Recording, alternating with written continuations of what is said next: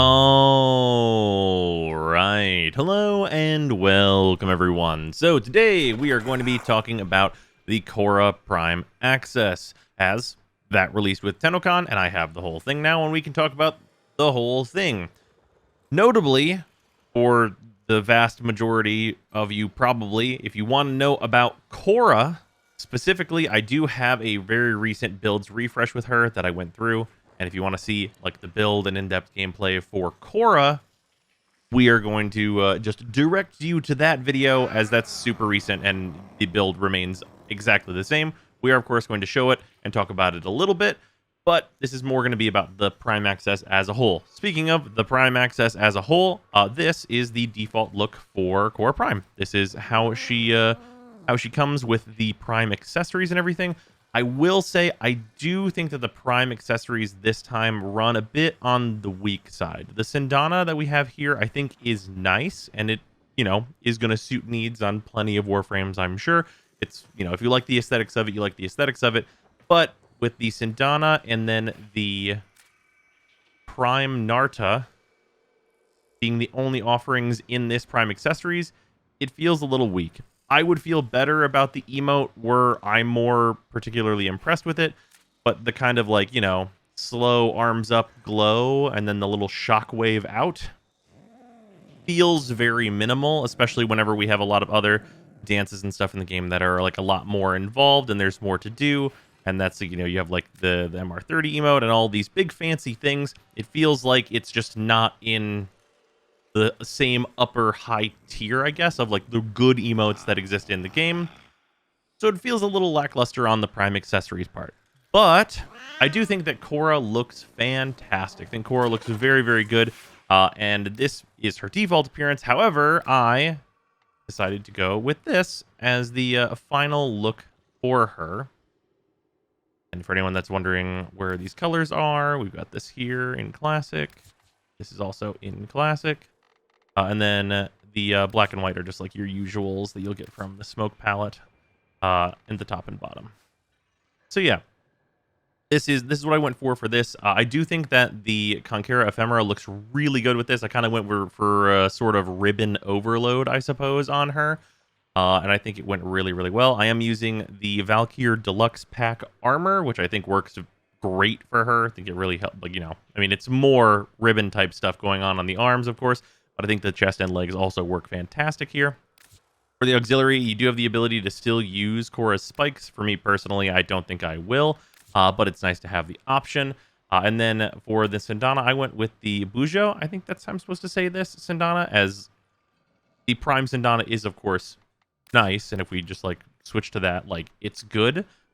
But I do find that it can be kind of clippy, and I do like how the Bujo looks with the Sindana, although this one does well with the ephemera. This one does well with the ephemera as well, but I just kind of don't like the way that it crosses over. But this part is very nice.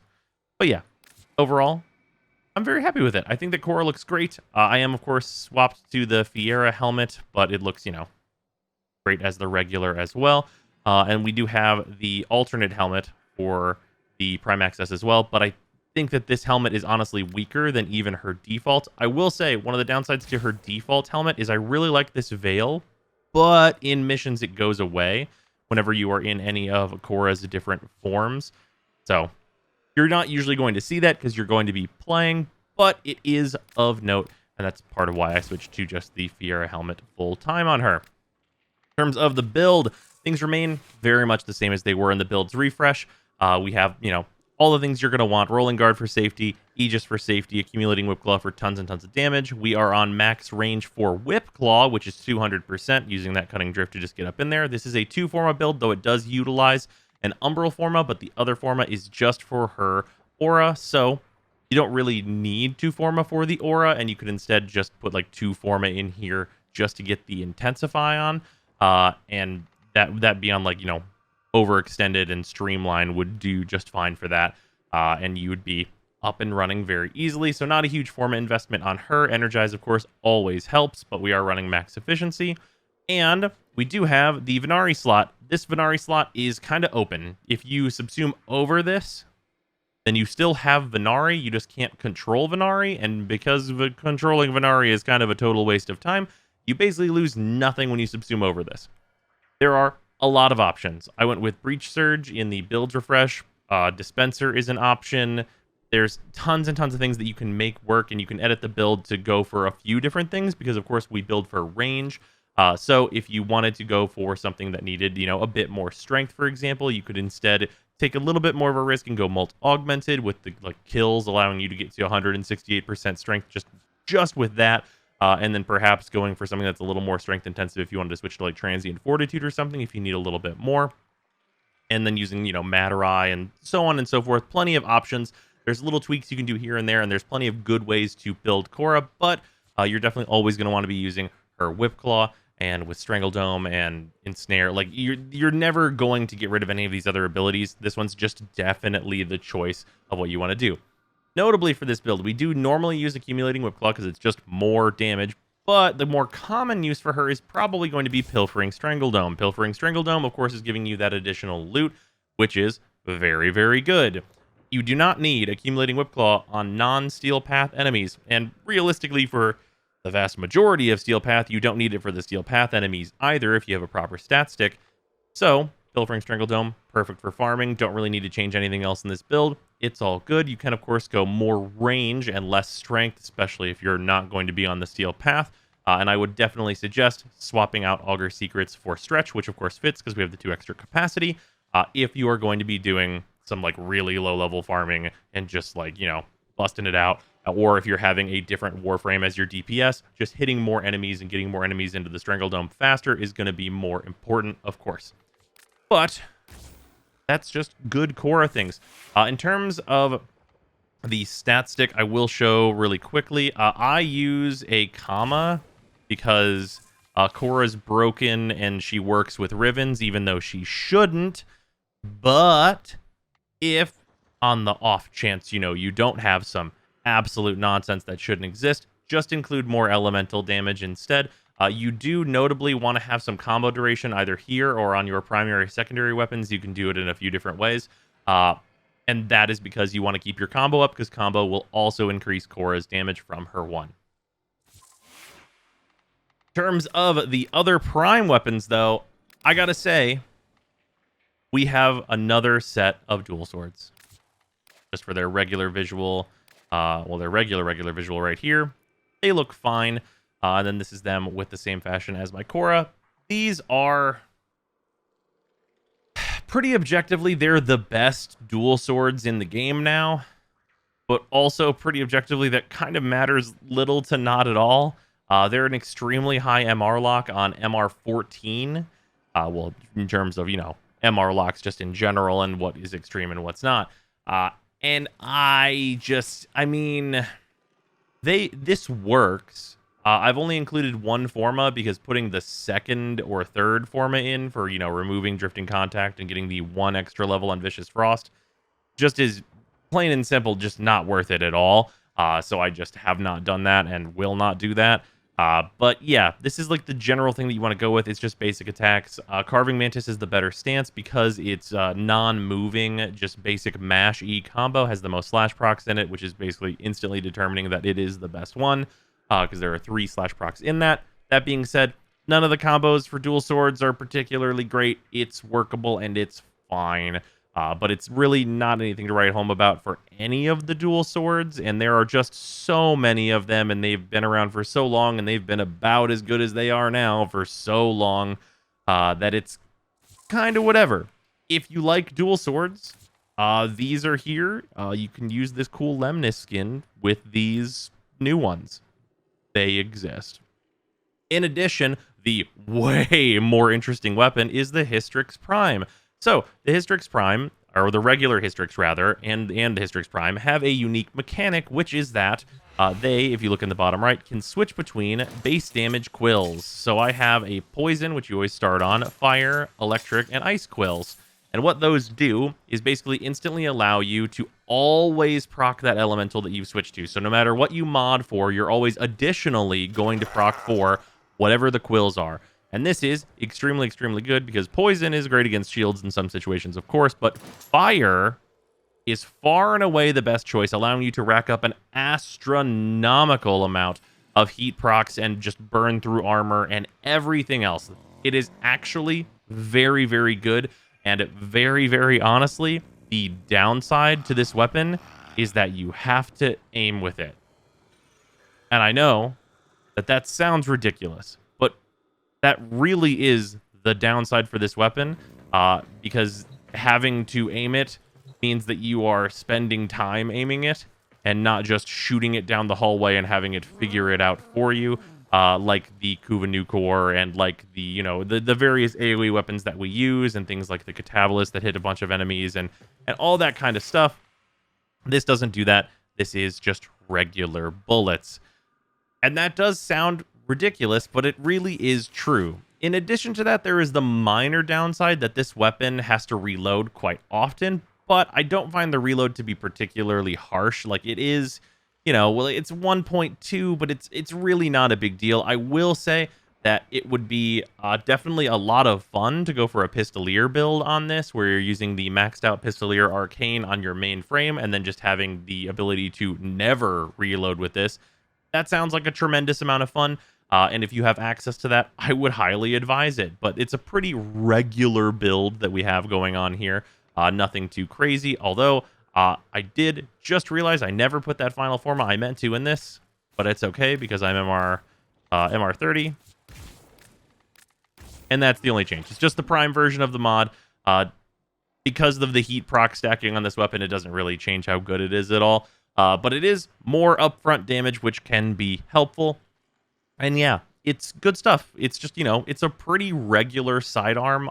It is very, very good if you are needing to rack up these heat procs. And a thing that is very notable here, it is a thing that I don't have yet, Cascadia Flare.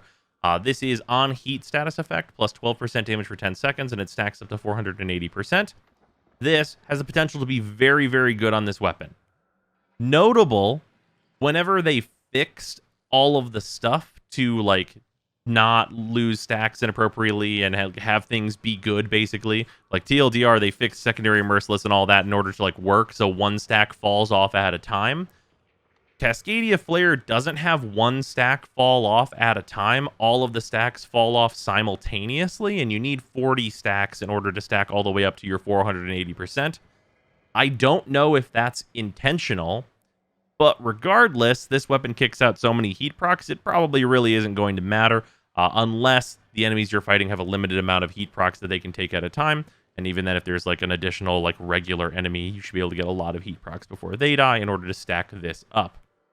So if you have Cascadia Flare, I'm still working on it, grabbing some of the other arcane things through the Zarmon, but this seems like it's going to be a very, very good arcane for this weapon, especially if you're in the case where you're doing like a boss fight or something of that nature, where there's not a ton of enemies to kill for the purposes of Merciless, but there are a ton of, one big guy to put a bunch of heat procs on to build up your damage.